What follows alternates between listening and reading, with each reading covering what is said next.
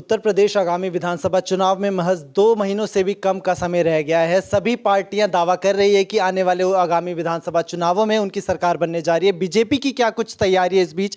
ज़्यादा बातचीत के लिए हमारे साथ बीजेपी के वरिष्ठ नेता और कानपुर से सांसद है सत्यदेव पचौरी जी। सर, क्या कुछ तैयारियाँ चल रही है आपके संसदीय क्षेत्र में? देखिए, चुनाव की दृष्टि से मैं समझता हूँ कि केवल भारतीय जनता पार्टी ने उत्तर प्रदेश में तैयारी की। उसका कारण है, एक तो मेरे पास संगठन का तंत्र है, बूथ से लेके पूरे देश तक, और सारे प्रभारी प्रदेश की टीम पूरी लगा दी गई है और राष्ट्रीय टीम भी लगा दी गई है। काम का विभाजन भी हो गया है। हम लोगों के यहाँ विधानसभा के सम्मेलन भी हो गए हैं और प्रबुद्ध वर्ग के सम्मेलन हो गए हैं। अब यात्राएं निकाली जा रही हैं, बड़े बड़े नेताओं की 6 यात्राएं निकाली जाएंगी माहौल बनाने के लिए। हमने मतदाता बढ़ाने का काम भी किया है। भारतीय जनता पार्टी में नए सदस्य बनाने का भी काम किया है। हमने घर घर सरकार की उपलब्धियां पहुंचाने का भी काम किया है। ये 2-3 महीने में ये काम बहुत तेजी से हुए और उसमें संगठन का हर व्यक्ति लगा, बूथ अध्यक्ष से लेके बूथ समिति के लोगों से लेके मंडल, जिला, प्रदेश, विधायक, सांसद, सब लोगों ने तैयारियों में हिस्सा लिया है। आज माहौल बहुत अच्छा है और भारतीय जनता पार्टी जीत के आएगी।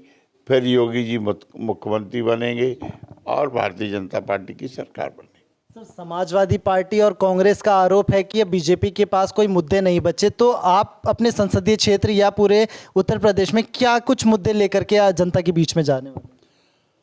हमारे पास तो बहुत बड़ा मुद्दा है, सुशासन, विकास, भ्रष्टाचार पे अंकुश और गुंडा राज की समाप्ति, कानून का राज्य और पारदर्शी व्यवस्था। जितनी पारदर्शी व्यवस्था योगी सरकार में हुई है, इससे पहले कभी नहीं थी। जैसे आपको बता दें, आज टेंडर ऑनलाइन होती। पहले टेंडर जिसको चाहो दे दो, अब नहीं, ऑनलाइन टेंडर होंगे। हम दिल्ली से बैठे हुए भी कानपुर का टेंडर डाल सकते हैं, ये व्यवस्था थी। दूसरे, वृद्धावस्था पेंशन ऑनलाइन, विधवा पेंशन ऑनलाइन, आपके कोई भी पेमेंट है ऑनलाइन है। मुख्यमंत्री का के यहाँ से जो सहायताएं आती, पेमेंट आती हैं, ऑनलाइन आती हैं। तो सारी व्यवस्था, इतना ही नहीं है, अब तो आपके राशन में भी थंब इम्प्रेशन अंगूठा लिया जाता है, रिकॉर्डेड होता है कि कितना सामान आपको दिया, वो भी पर्ची रिकॉर्डेड होती है। तो ये दूसरे, अभी बच्चों को पहले हमारी सरकार जूते और ड्रेसेस, किताबें, बैग वगैरह देती थी। इस बार निर्णय हुआ कि नहीं, अब अभिभावक अपनी मर्जी से अपने हिसाब से खरीदे, हम पैसा उनके खाते में भेजेंगे। एक दिन में 1100 रुपये अभिभावक के खाते में चले गए। किसान की जो किसान सहायता सम्मान निधि है, ऑनलाइन जा रही। तो हमने सारी, अब आदमी को चक्कर नहीं लगाना पड़ता, घर बैठे हो रही। जैसे इनकम टैक्स का जजमेंट घर बैठे आ रहा है, इनकम टैक्स का रिफंड घर बैठे आ रहा है। आज जो भी लोगों को, निर्बल आय वर्ग के लोगों को मकान बनाने के लिए जो सहायता आ रही है, आपके खाते में चली जाती है। जनधन खाते हैं, उनके माध्यम से पैसा पहुंच जाता है। तो सरकार ने जो काम किया है, इतनी व्यवस्था पारदर्शी कभी रही नहीं। सर, आप पार्टी के काफ़ी वरिष्ठ नेता है, आप कानपुर से सांसद भी है। पिछले 5 साल के कार्यकाल में सरकार के दौरान कुछ ऐसे हुआ होगा कि कुछ काम नहीं हो पाए होंगे। आपको क्या लगता है कि और क्या कुछ काम होने चाहिए कानपुर के संसदीय क्षेत्र में?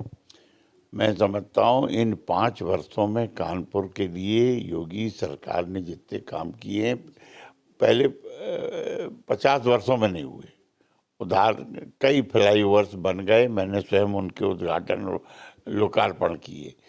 जैसे पनकी का नहर पे पुल बनना था, बन गया। सीओडी पुल बहुत साल से अटका पड़ा था, सीओडी पुल बन गया। झकरकटी पुल बन रहा है, झाड़ी बाबा पुल बन रहा है, मतलब ये मार्च तक दोनों पुल ये कंप्लीट हो जाएंगे। और 5 पुल और प्रस्तावित हैं।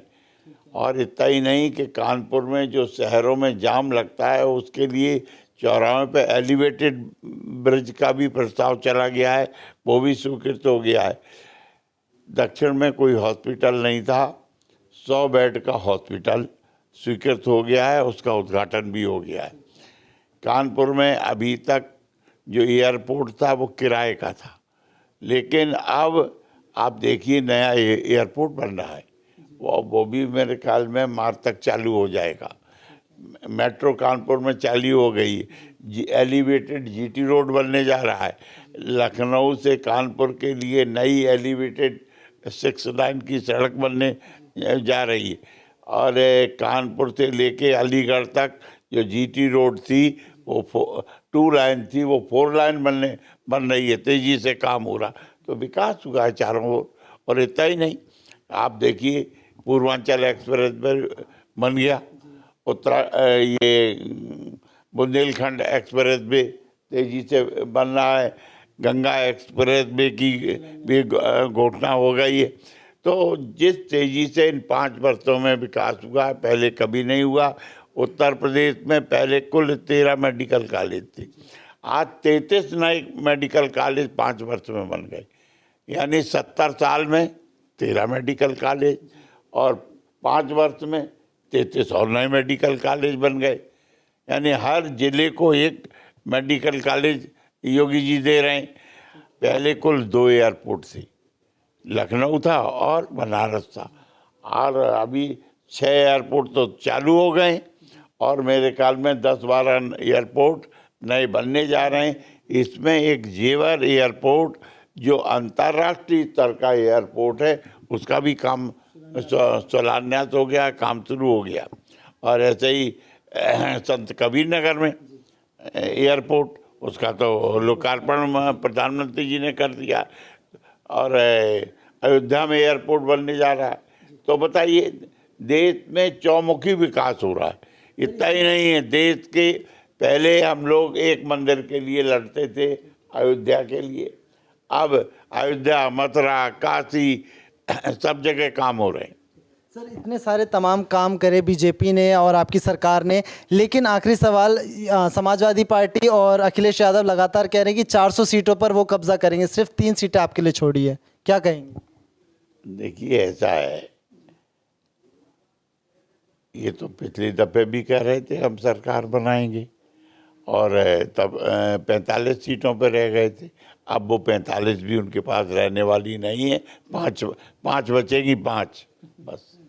शुक्रिया। हमारे साथ कानपुर से सांसद और बीजेपी के वरिष्ठ नेता सत्यदेव पचौरी जी थे, जिनका साफ तौर पे कहना है कि चुनावों के लिए बीजेपी की तरफ से सारी तैयारियां पूरी हो चुकी है और इनके लिए जनता को बताने के लिए पिछले 5 साल का कार्यकाल है। फिलहाल इस वीडियो में इतना ही। सनराइज न्यूज़ के लिए कैमरा पर्सन आर्यन के साथ विशाल सिंह, सनराइज न्यूज़, दिल्ली।